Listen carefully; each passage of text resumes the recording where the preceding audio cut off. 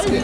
Yes. See, Herky he wore his lightning bandana today to honor Bolt for coming out here. Wild and free, baby, we could dream farther than our eyes have ever seen. I don't wanna grow up.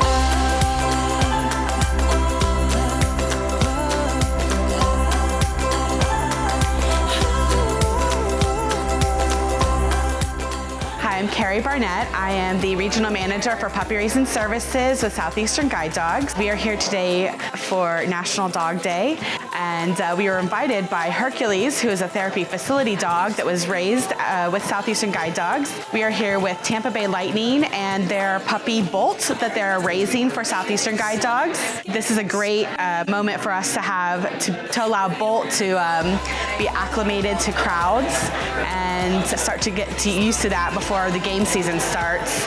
So a lot of socialization opportunities for him here, and we're really happy to be here with everybody. Sun on my skin and scream, we don't wanna grow up. We just wanna have fun.